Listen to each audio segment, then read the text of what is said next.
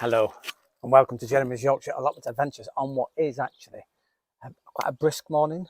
The wind's up, the clouds are here, the temperature's dropped, a little bit of blue sky, and well, the pigeons are still overhead.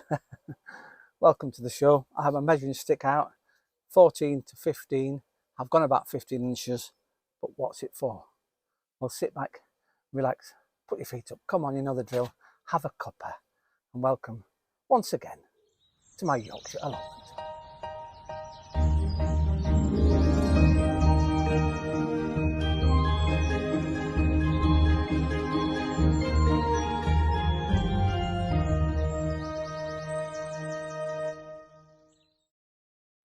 Oh, this is the fun part of having an allotment or even just growing things, isn't it? These I've started from seed, and look at them, they're glorious specimens of sweet corn. Plant them deep and plant them squares.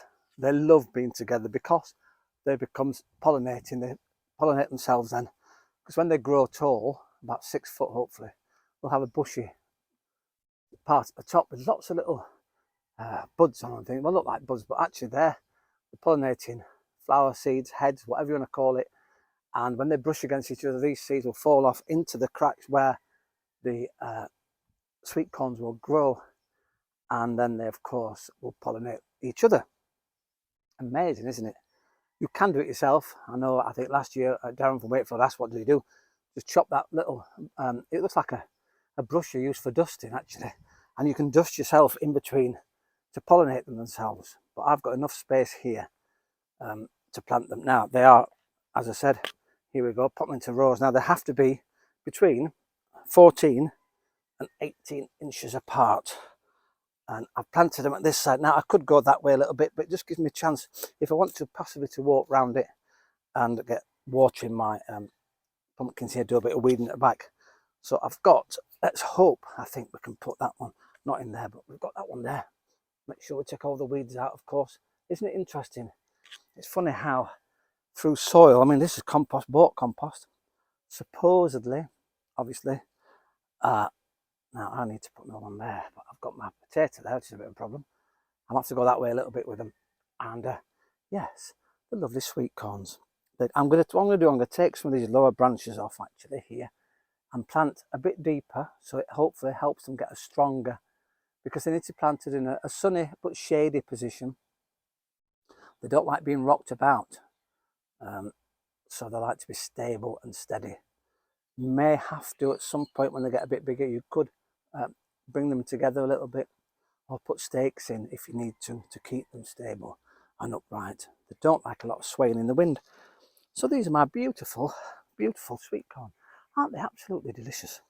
And well, how to look after them? Well, they do need water. Obviously, once I put them in, I'll need to water them. They need watering, obviously, in hot sunny weathers, but they don't like over watering. Obviously, once they start getting the sweet corns on, you can make sure they have their water, because that's what makes them nice, juicy, sweet corns. But I look forward to these. We're in May now, aren't we? So from August onwards, we should be getting some lovely, hopefully, juicy sweet corns.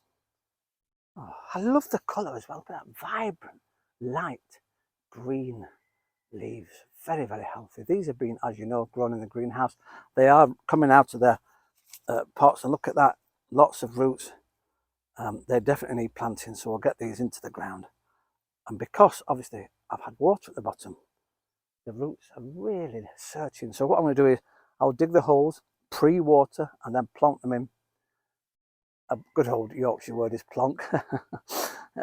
We'll plonk them in, and we'll, fingers crossed, have some beautiful sweet corns. Oh, it's very laid back here. I'm laid on the floor. Just need a bunch of grapes. Excellent stuff. Oh, that's nice. I finally got off the floor, and I've been doing some more transplanting. So I've got my lettuces out into the greenhouse here beside me on the floor, and they're alongside my butternut squash. They live quite happily together, because of course by the time the butternut squash completely fill this greenhouse, which they will, I've got 4 butternut squash plants in there, 14 to 18 inches apart, which is fantastic. And then I've surrounded them by lettuce. In fact, here's a photograph, why not? And you can see that there. I've also transplanted my chili peppers and also my normal peppers. So I've made a chili. There's a cat on my allotment. Oh, there you go. I think it's called Fat Larry. That's because he's fat. He's huge, in fact, bless him. Probably eating all these things on the allotment. Anyway, distraction. Oh yeah, so chili. And I've got some of the plastic that I used to make my covered greenhouse. I've made like an inside greenhouse within the greenhouse to keep the temperatures really hot, because they like it hot, do the chilies and the peppers. So I've done that in there. I put my hot chilies that I've grown from seed, now they're only about this big seedlings, they're in there within the other greenhouse, in the greenhouse, the plastic one, the green one with the zip at front.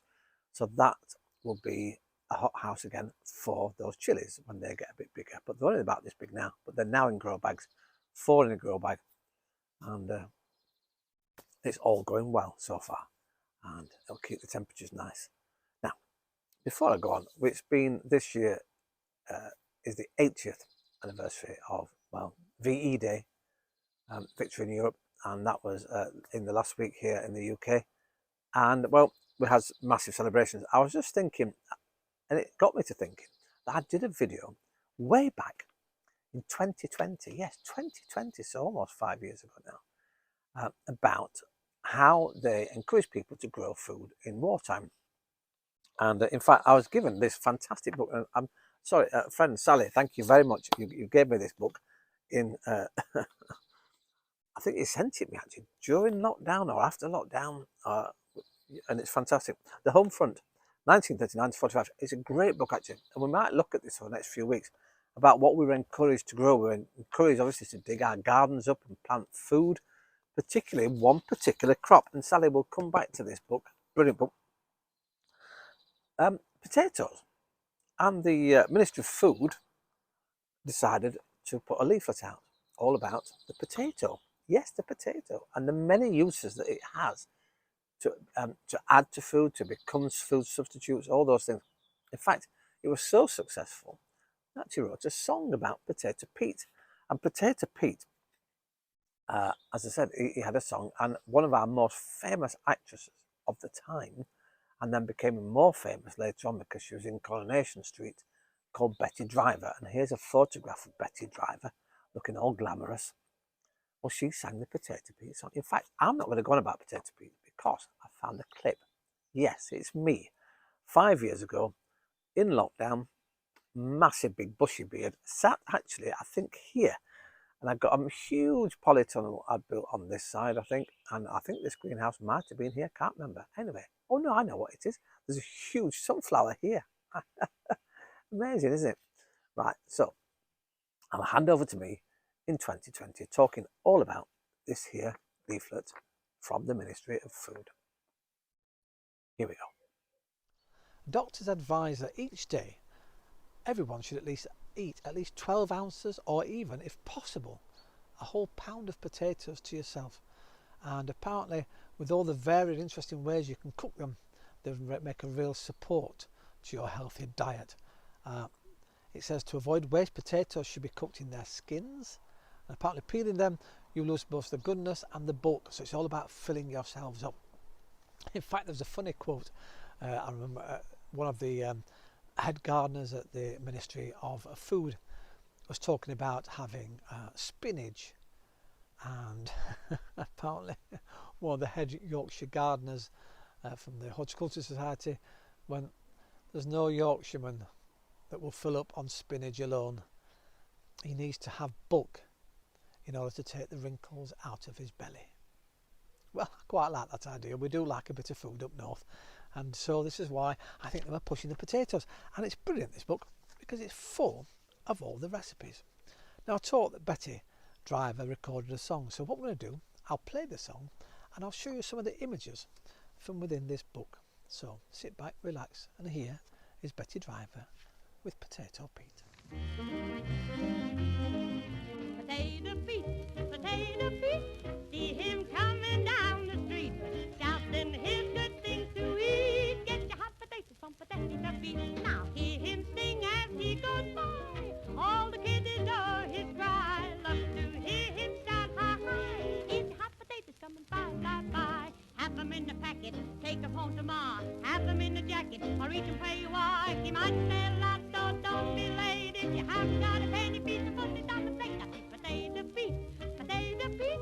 Now he's going down the street, shouting his good things to eat. Get your hot potatoes from Potato Pete. Potatoes, potatoes,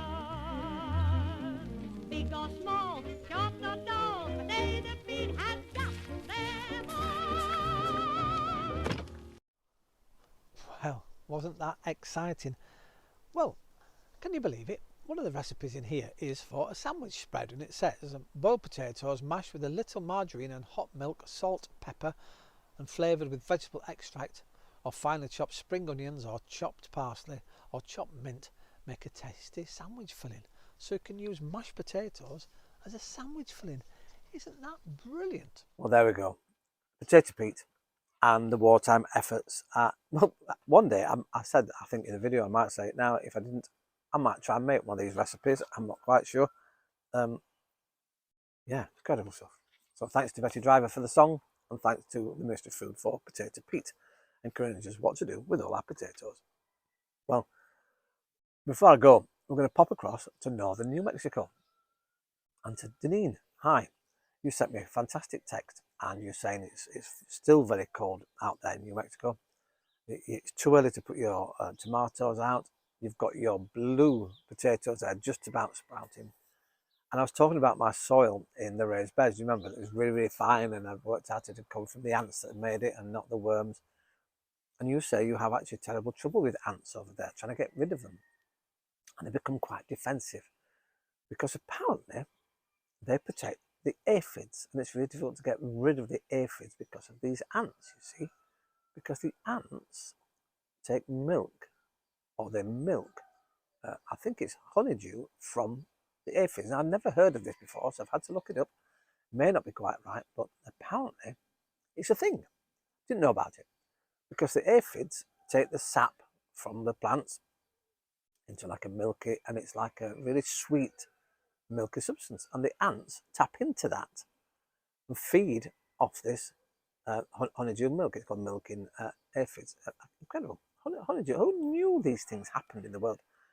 But it's quite a life circle, because apparently the ants feed the aphids and protect the aphids, so the aphids can give this sap, this really sweet mixture to the ants.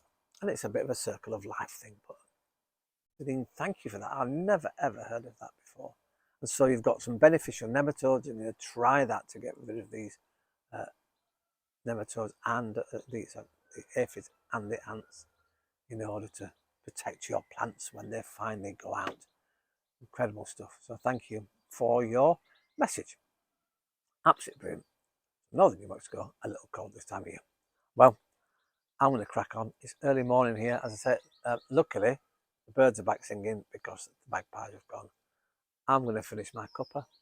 It's great to have you all on board. Welcome to all the new subscribers. Keep pressing the buttons, and I'll see you next time here on Jeremy's Yorkshire Allotment Adventures. Ta-ra for now. I'm not looking back again. Oh no. See you next time. Bye.